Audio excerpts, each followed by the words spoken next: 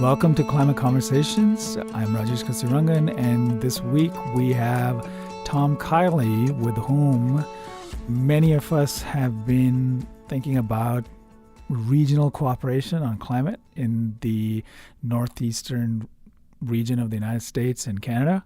Tom was the successful organizer of the Climate Summit on December 7th and 8th, which Climate X was one of the arms through which it was disseminated to the world. Thank you for joining us here, Tom. Thanks for having me.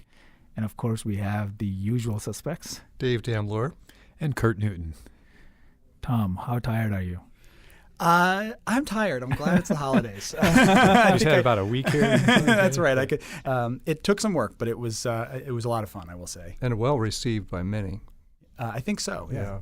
So, Tom, for our listeners who aren't familiar with what this glorious summit was about, could you give us a brief run-through, what its goals were, what its structure was, and the like? Sure. Well, so this was a 2-day summit here in Cambridge that brought together policymakers, researchers, and leaders from the industry and nonprofit sectors to talk about climate challenges and opportunities for addressing those challenges in our region.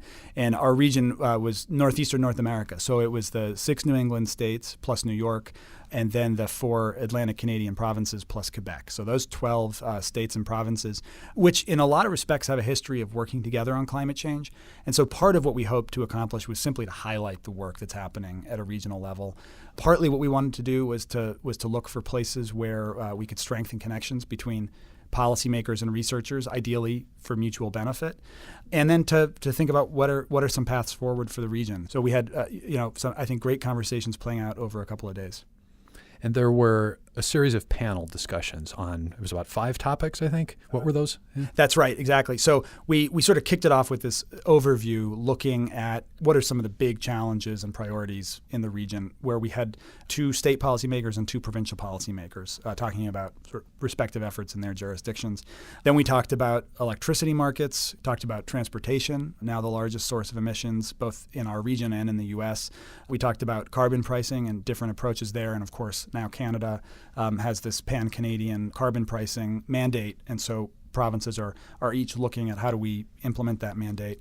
That was day 1. Day 2, we looked more at just this issue of regional collaboration and why is it important for states and provinces to work together, and what does all this subnational action mean and what does it add up to, and how do you quantify it? And then we ended with a really great panel on nature-based solutions to climate mitigation and resilience, where we looked at blue carbon, coastal ecosystems, we looked at agriculture, and we looked at forests. Yeah. And Climate X podcast listeners, you're in luck because you can actually watch the videos of all of those panel discussions, and it's almost like you were there.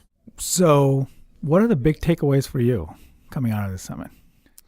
So I think there were maybe 2 for me. One of them was we sort of tapped a rich vein here. I think there's clearly this appetite for collaboration at the regional scale. And that's what we hoped, and that's what we thought, but I think we really saw that in the room, and it's something that I've certainly heard from participants, that they see the value in it and want more of it. So I think that is probably the obvious one, but still it's there, and it's great to see it. I think the second one for me was just in listening to the conversations that happened over those 2 days, is this sense of lots of parts that add up to the whole, right? There's a lot that can happen. So even just taking transportation as an example, right? All of the issues there, from technology to behavior to policy mechanisms like the cap and invest proposal that we heard, there's just lots and lots of sort of different little pieces rather than that one big silver bullet that feels like the way on a regional basis that you start to really make some serious progress. Yeah, it seemed to be a really strong message that there were really deep discussions and important issues raised and some head scratching and provocative questions asked. And every one of those panels, every one of those topics, there's a lot of energy that's developing, and they all need to be part of the solution, right? That's right. Yeah, exactly. And I was hearing a lot of people really express great value in having that personal interaction. It's one thing to read somebody's comments or even watch a YouTube video, but to have that person-to-person, face-to-face, hearing exactly what somebody's saying real time and being able to step up to the microphone and ask a direct question or pigeonhole that person at the next break about something that really caught their attention. And what was interesting, there was a mix of, I think, people in the room. And so you had people who've worked together for decades. And ideally, in some of those cases, is a chance for them to reconnect. Right. Maybe they haven't talked in a while, and to sort of say, oh, it's interesting, I didn't know what you were up to these days, and maybe there's a way for us to start to work together again. Right. Obviously, there's new connections that were made, and that's great. So it was sort of interesting to see the ways in which people came together for the first time. We had people in the room who we know have had sort of phone relationships for years, right? They have conducted a lot of business across the region by phone, never had a chance to meet each other in person, and we're able to meet each other for the first time in the room. And I think those kinds of things where you can just, make those sort of personal connections, bring people together, that's important. And that was a big part of what we had hoped to do. Yeah, I think another key goal for the summit seemed to be increasing the connection specifically between researchers and academics and the people in the policymaking world who are making this stuff happen. That's right. That seemed to be success. Yeah, I think so. And and again, and I know we're going to talk more about this, but it sort of gets to, so where do we go from here, and how do we make sure that we sort of take advantage of some momentum that we may have begun to generate and keep it going? But certainly, I think we had a few goals for this summit. One of them for sure was to think about how do you strengthen the ties between researchers and the academy on one side and policymakers on the other, for a couple of reasons, right? One of them is to help policymakers sort of make the best use of new research insights, cutting edge findings, that kind of thing, right? And certainly that matters a lot, particularly on some of these really difficult technical issues like the future of the grid.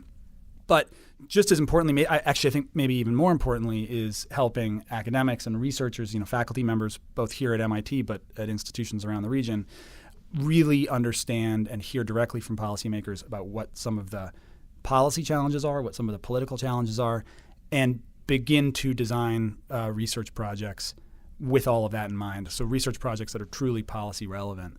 And, obviously at MIT, we always say, mens et manus, right? And so... Meaning, what does that mean again? Hand in mind, right?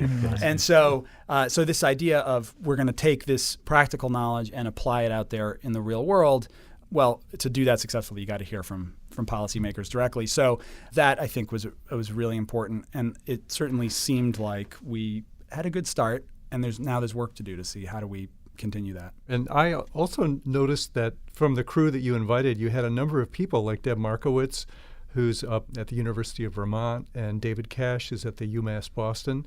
Both of those folks have extensive careers in public service at the state level.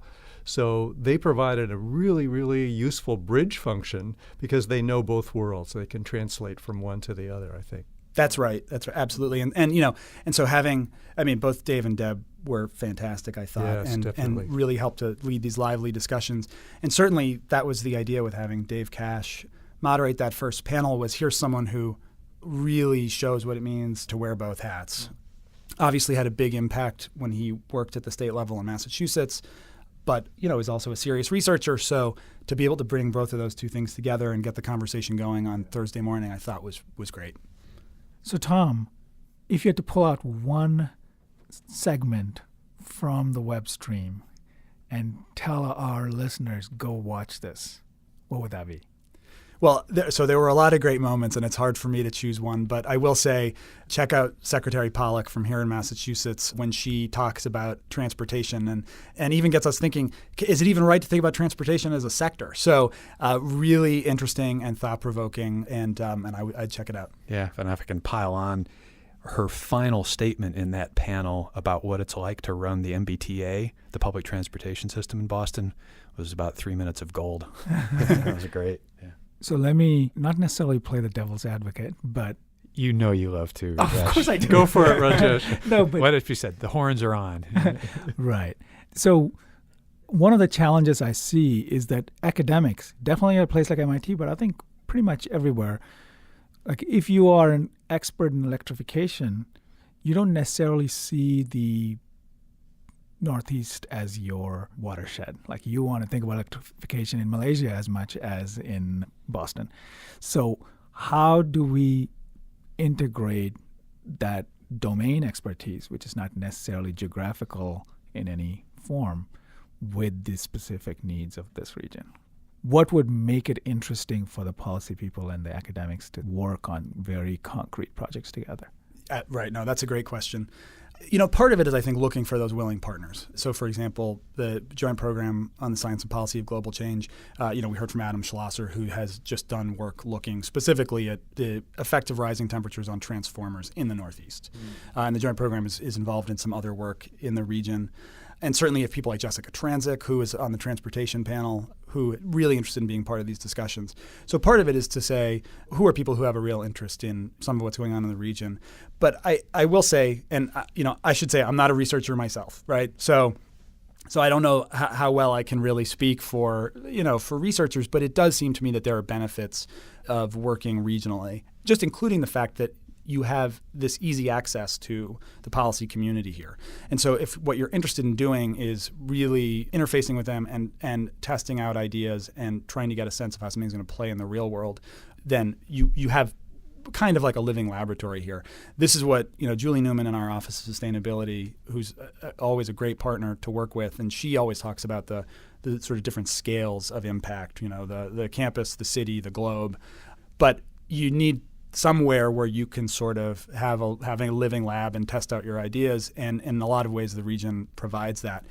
Having said all that, MIT does lots of work all over the world and always will. So I don't think it's an either or choice, right? I think there's this opportunity to make a real meaningful contribution here in our home state and in our home region without taking away from all the important work that MIT is doing all over the world, and that has to continue. So I think there's opportunities there for both. And it's really great not to have to get into an airplane to fly off to some exotic location, but within a few hours, you can be at a lot of places where you can collect good data and have those relationships that you're talking about. And off the top of my head, another thing that comes up is creating sort of the interdisciplinary teams that you need, let's say, to understand how transportation and electrification go hand in hand with each other. It's much easier if the urban planner and the electrical engineer are within a few miles of each other. They're working in the same place, right? Yeah. And so they are complementary in their expertise, but they are co-located. That's right. Yep. So, absolutely. I haven't had a chance to really debrief on the summit with any of you. What are a couple of your key takeaways and maybe a burning question you're left with still after the summit? So I think on the takeaways, it is, again, I think that there's this appetite there. There's something there, and now we've got to push on a little bit and figure out where it leads, which is great. And what was the second part? What's the I don't know, maybe burning question? Burning question. Yeah. Or cooling question, given our. I mean, for me, I think the thing I'm really interested in is it a burning question? Yeah, but it's what really does regional collaboration look like? So, what really is the difference between a policy that you can implement in your state or province unilaterally and something that really benefits from cross-border collaboration? And obviously, Reggie's a great example of that. So I think for me, a burning question is where are some of those other areas to make progress? I mean, we heard from Pierre Pinot from HEC Montreal, and he talked about sort of thinking about how do you better balance these different resources across the region, whether it's hydro or onshore wind, offshore wind, solar, all those things. And so where is a regional approach really a better way to think about some of that stuff? So I think for me, that's a big question and really something I'm interested in seeing where can we continue that conversation. Anything burning for you, Dave? Yeah, I came out of the summit with that question. How do you highlight both problems and solutions so that people don't get totally depressed of how difficult things are, but can be inspired by all the great things that are happening, maybe not in your state, but in a neighboring state or a province in Canada that we can learn lessons from? Yeah, I'm glad you say that, and I know we're going around here, so I'll, one of the things for me, and part of what we want to do with this was also just simply to put a spotlight on what's happening in the region, right? these are important issues. We want to make sure that they're getting, the attention that they deserve. And so simply, trying to highlight that was important. But I'll say for me, I found it really heartening to see policymakers from the states and provinces who, just felt like they're super smart, really committed, and really trying to figure this out. And I thought they were, really open about some of the challenges that they're facing. I mean, I will say, as a resident and voter and taxpayer here in Massachusetts, it was great for me to hear from people like Katie Theoharides and Stephanie Pollack, who, just like talk about having some really smart, capable public servants makes you feel good about sort of where we're headed. Not to say that we're all going to agree on everything, or that maybe there's some places where we think they should do more, or some places where maybe you do something differently. But certainly I felt like there was a feeling, and especially with the sort of state of play at the national level right now, I felt pretty good coming away with this sense of, boy, people are really trying to make this work and trying to figure it out. So in my case, I feel like the takeaway and the burning question are the same. That's complicated. No, let me explain why. I mean, I felt like I'm just playing off what Tom already said. I think it was clear that there's an opportunity. And the specific opportunity I see is tied to the fact that even though there are people there who have worked with each other for decades, they don't know what the others are doing. I mean, it's amazing that people who are so capable, so clued in, and who have a long history still don't have a continuous conversation going on. And so to me, that's a great opportunity, because if that can be enabled through this summit and the follow-up and future summits, I think it's great. The burning question is, how do you make that happen? Right? Because the fact that smart people haven't figured that out yet suggests that it's not an easy problem to crack. And perhaps one of the places to start is a summit like we just had. Yes.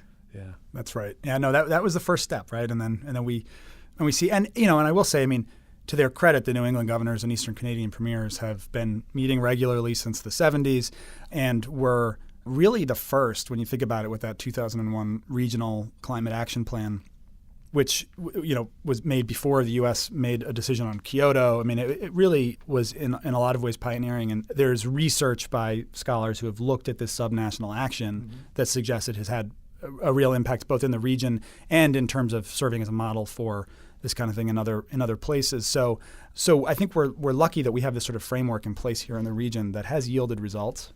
I think we heard at the summit, and this was new to me, I didn't realize this, that at least a couple of the provinces in the New England Governors Eastern Canadian Premiers Conference had adopted climate targets that were based on the regional plan, right? So it's really influencing the state and provincial planning. And so I think one question is, how can we continue to support that? And so with the summit, we had looked at their 2017 climate action plan update and said, let's look at some of the priority areas they identified and then figure out how do we get the conversation going in some of those areas. And so, for example, I thought the nature-based solutions panel was terrific and really interesting, and natural solutions were one of the things talked about in the governors and premiers climate action update. So I think partly thinking through, okay, where are some of these places that policymakers have already identified as we want to make some progress here, and then we think about how can we support that with additional convenings, with some concerted relationship building between policymakers and researchers, that kind of thing. So an obvious question comes to my mind, which is, just as regional planning can influence the planning of specific provinces, can it influence the planning of MIT? So that's a great question. And the sort of the way that this all evolved to a large degree was because of these conversations that we were having here at MIT about the campus and how do we achieve our own carbon emissions reduction goals. And of course, now we have this aspiration to carbon neutrality, and what does that look like and how do you get there? And I think part of it was this sense of, well, the best way to get there, and maybe frankly without a major technology breakthrough like a fusion reactor that we can put on campus somewhere, perhaps the only way to get there is if we help Massachusetts to achieve its goals. We've got a compact urban campus. The Office of Sustainability and others have looked at this pretty closely, and we know that if we covered every rooftop on campus with solar, we'd maybe meet 1 to 3% of our current energy needs that way. So clearly there's work you can do on the demand side, and that is something that MIT is looking hard at, is energy efficiency in buildings, which are by far our largest source of greenhouse gas emissions. But on the supply side, right, when you think about where are we going to get clean sources of energy on a dense urban campus like ours, you really do start to say our fate is tied to a very large degree to the city and the state and the region. And so if we can help Massachusetts, for example, achieve its 2050 goal of an 80% reduction, maybe that puts us on a pathway to carbon neutrality that we wouldn't be able to get on our own. So rising tide lifts all boats. Exactly. Right? So I think these things are clearly connected, and I think that's one of the things we could think about is collaboration across the region. But it's also about collaboration across sectors. And what is the role of institutions? What's the role of the private sector? We really focused mostly at this summit on this sort of nexus between state and provincial policymaking and research. But that's not to say that we couldn't go deeper in some of these other places as well. There are other nexuses to be uncovered. Yeah. I was struck by how, I don't want to overstate this, but it kind of felt like the electricity sector, while there's plenty of challenges to be dealt with, was relatively in hand at this point. And a lot of what the summit was talking about was trying to get some of these other sectors to kind of catch up. We've got 10 years or so with Reggie under our belt, for instance, with the electricity sector. And so the nature of the discussions that came up around transportation and around nature-based systems and the underlying, say, ability to share consistent data from one sector to another felt much more open and kind of big and urgent, perhaps like the electricity sector felt 10 years ago. I wasn't around in this space then, but it felt like them's the frontiers to be putting more attention on it, and I could feel that energy building. So Reggie for transportation, for example, I think that was people came talk up about during that. the summit. That's right. Right. Yeah. That's right. And the day, I think it was the day before the summit began, the Energy Information Administration reported that transportation is now the largest source of emissions in the United Stephanie States. Pollack reported that. That's right. And so and that was true in our region already, probably in large part thanks to the success the region's had in tackling the electricity sector. So transportation's it's a big deal, right? And as Secretary Pollack said, you need a strategic approach, in part because there aren't these high leverage, or these sort of, how did she put it, these leverage points, right?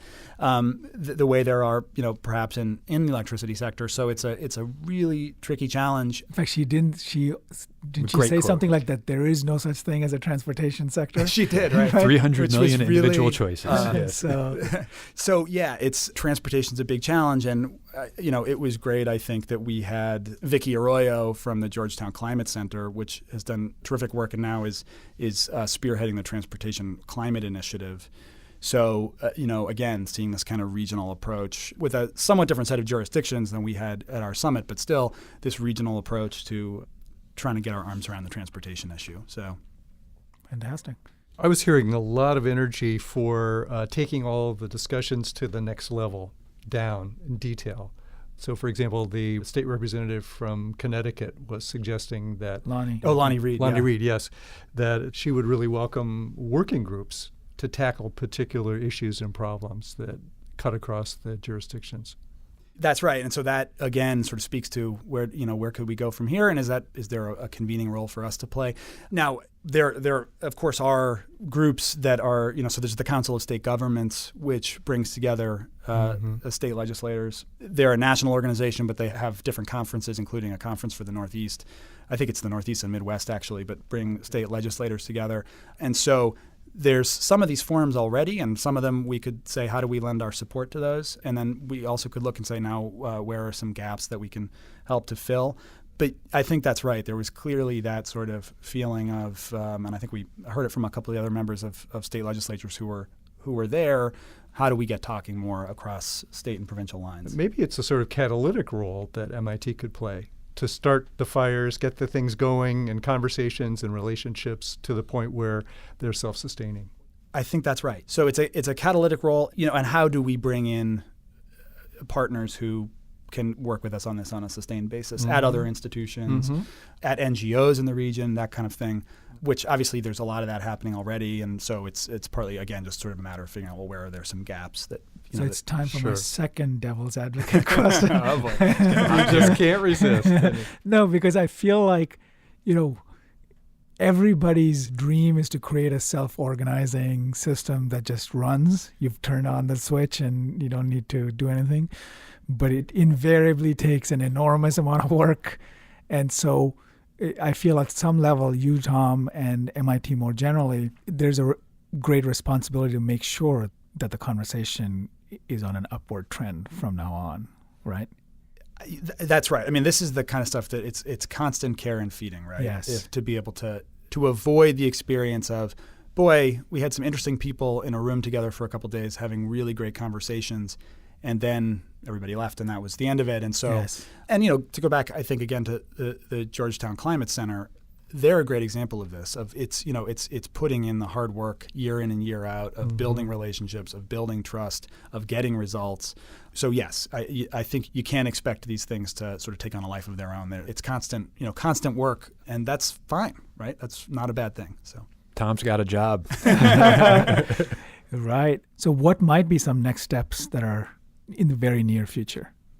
Well, I think obviously what we want to do is go back to attendees, and we started to do a little bit of this at the end on Friday, where we started to get some feedback from people about what they thought worked, what they thought didn't work, what would they want to cover next time. There's some obvious things, like there's just topics we just didn't have time to get to. Right. Obviously, buildings and thermal energy is a really important topic in the region, and we covered it across panels, but there's lots more conversation to be had there.